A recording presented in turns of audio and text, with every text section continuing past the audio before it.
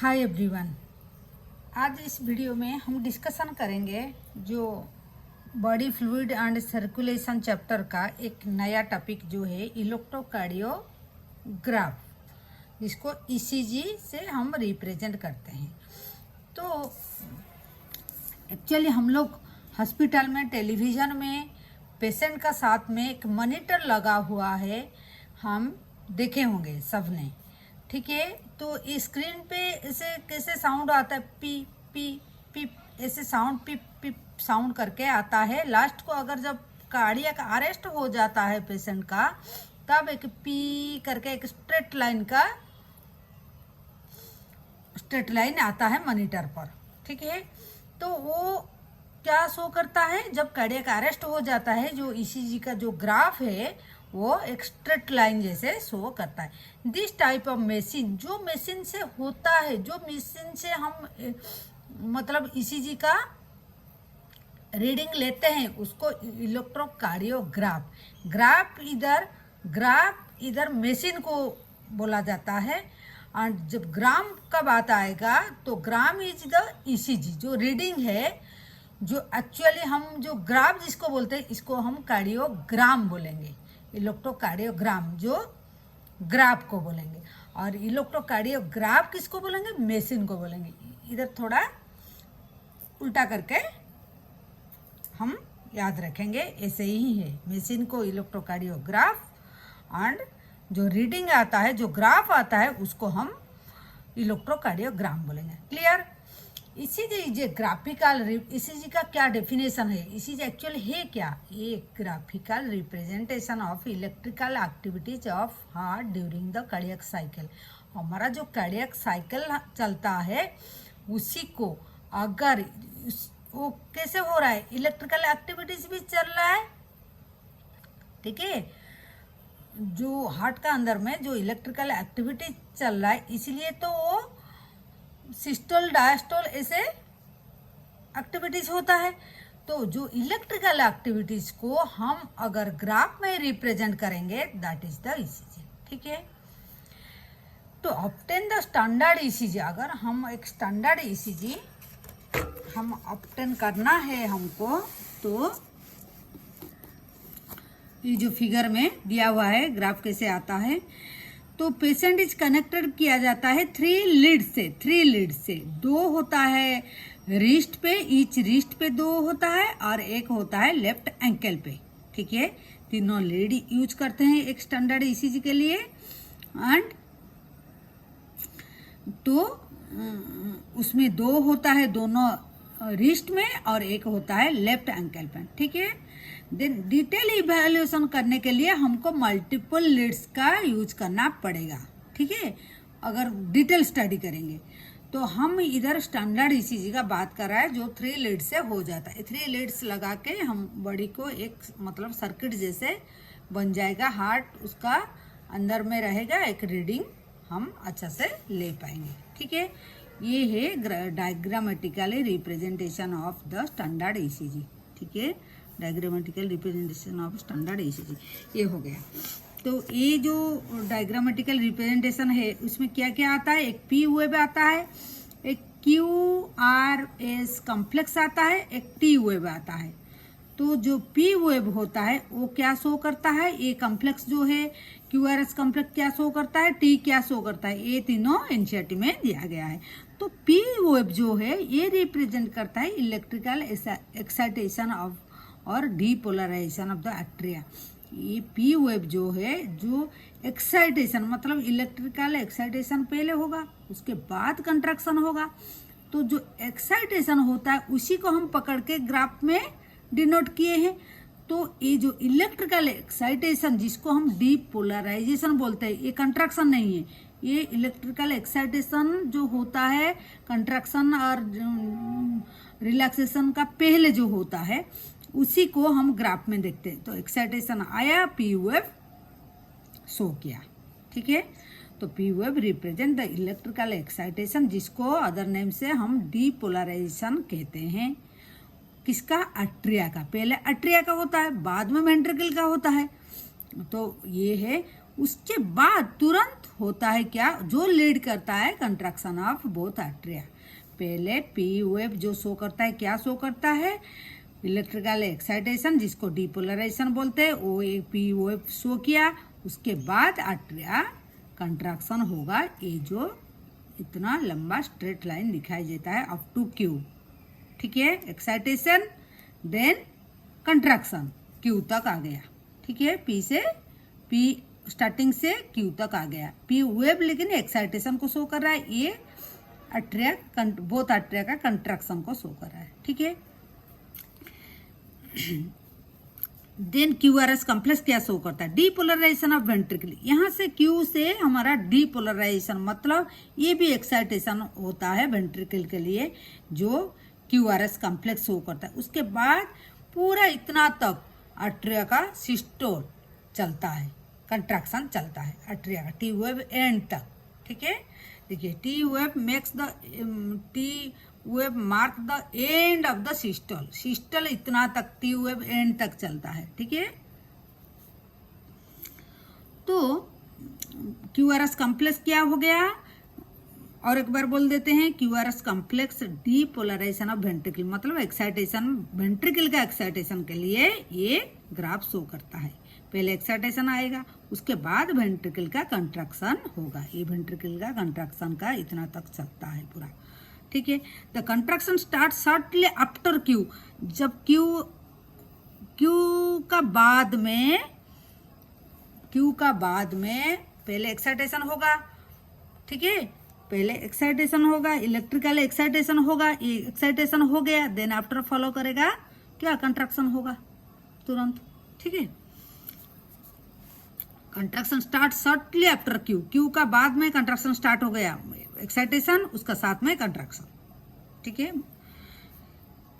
तो on mark the beginning of the systole, यहाँ से एक्साइटेशन मतलब बिगिनिंग ऑफ सिस्टोल शुरू हुआ, बिगिनिंग ऑफ मतलब एक्साइटेशन उसके साथ कंट्रैक्शन, ठीक है। टी वेव क्या शो करता है, रीपोलराइजेशन मतलब कंट्रैक्शन इतना तक होता है, उसका बीच में हल्का सा कंट्रैक्शन रिलैक्सेशन का भी शुरू हो जाता है, ठीक है। इसलिए कंट्रैक्शन का अंदर में भी टी वेव शो किया है, ठीक है। आया समझ में, टी वेव ये तो हम बोलते हैं क्यू से लेकर टी एंड तक कंट्रैक्शन है, फिर उसका बीच में डीपोलराइजेशन मतलब सॉरी रीपोलराइजेशन ऑफ वेंट्रिकल कैसे हो जाता है, क्योंकि वही कंट्रैक्शन का खत्म होते होते एंड होते होते सिस्टल का एंड होते होते टी वेव का एंड होते होते हमारा रिलैक्सेशन भी शुरू हो जाए। तो हमारा टी वेव कब शुरू हो जाता है, मतलब रीपोलराइजेशन ऑफ द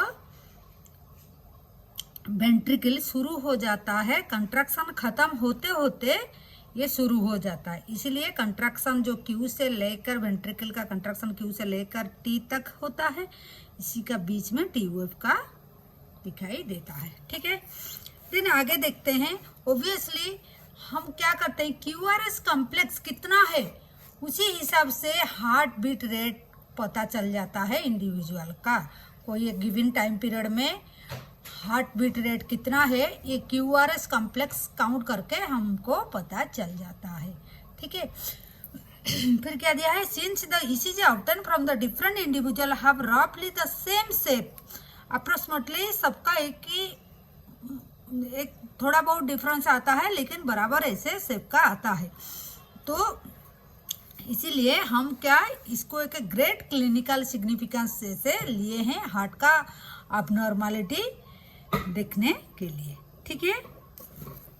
देन देखते हैं डबल सर्कुलेशन क्या है।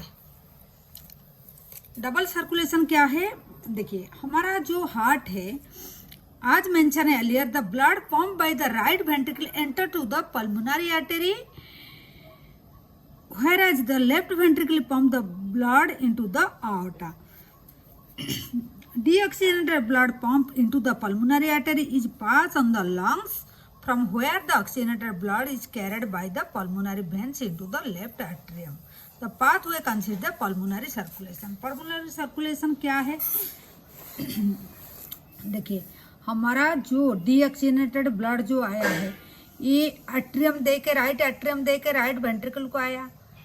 तो हमारा जो राइट वेंट्रिकल से ब्लड पल्मोनरी आर्टरी दे के लंग्स को गया। राइट वेंट्रिकल से ब्लड क्या करता है, राइट वेंट्रिकल से डीऑक्सीजनेटेड ब्लड जाता है लंग्स को। लंग्स से फिर पल्मोनरी वेन ऑक्सीजनेटेड होके लंग्स में ऑक्सीजनेटेड होता है, फिर आता है लेफ्ट एट्रियम को। ठीक है, इसी को हम बोलते हैं पल्मोनरी सर्कुलेशन। ठीक है,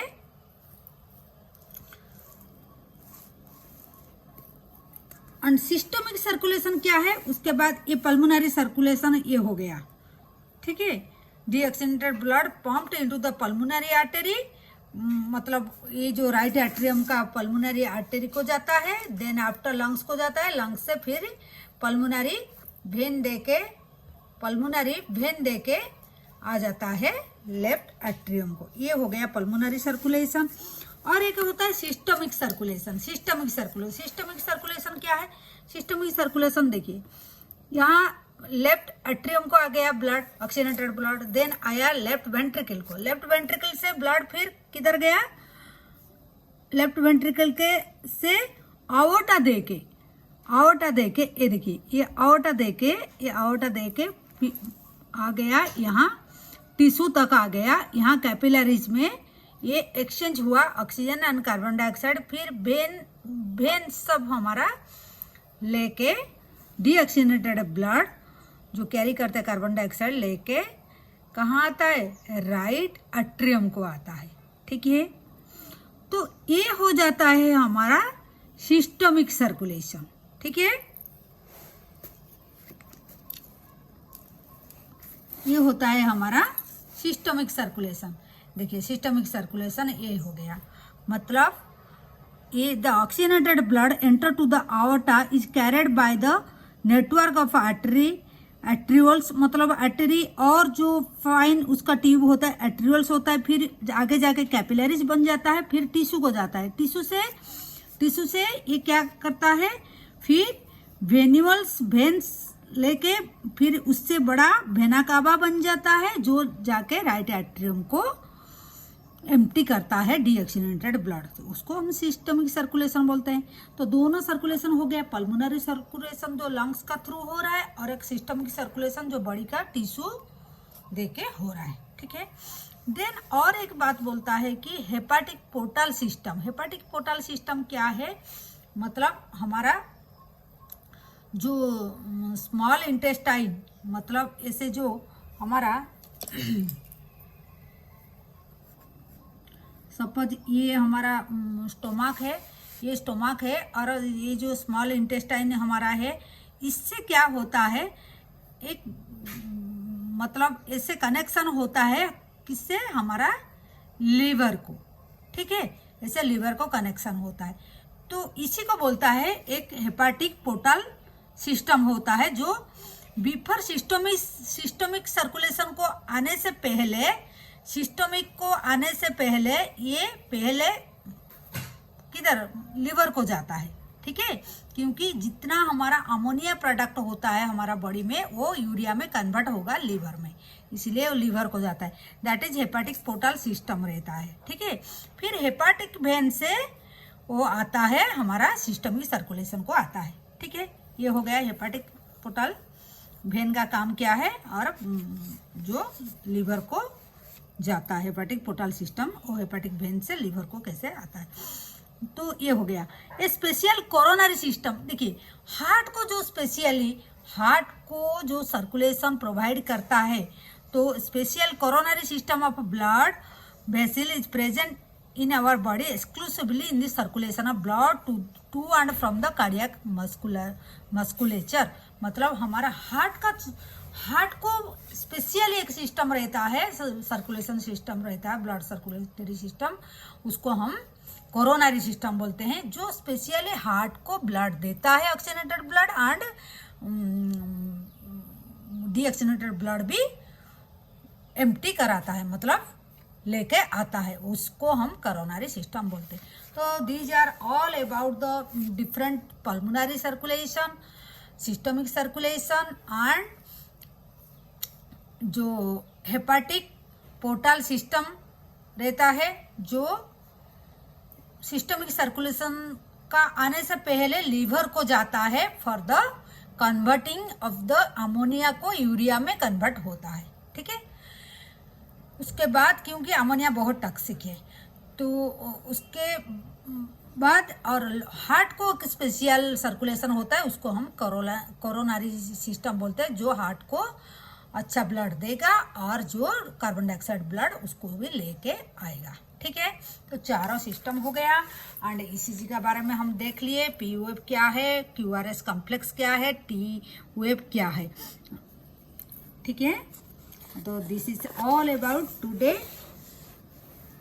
what is ECG and what is the double circulation. हाँ, यहाँ डबल सर्कुलेशन क्यों बोलते हैं? एक सर्कुलेशन देखिए, यहाँ पल्मोनरी सर्कुलेशन, यहाँ पर एक सर्कुलेशन हो रहा है, ये भी एक सिस्टम की सर्कुलेशन हो रहा है। इसके बाद देखिए यहाँ कोई भी मिक्स नहीं होता है, डीऑक्सीजनेटेड ब्लड का एक ही साइड में राइट एट्रियम राइट वेंट्रिकल में रहता है and oxygenated blood left atrium left ventricle में रहता है। तो there is no mixing of blood, दोनों सिस्टम में चलते हुए भी कोई मिक्सिंग ब्लड नहीं होता है। टू सिस्टम में हमारा ब्लड थ्रू आउट बॉडी में सर्कुलेट हो रहा है, तो इसको हम डबल सर्कुलेशन बोलते हैं, ठीक है। Thank you for watching.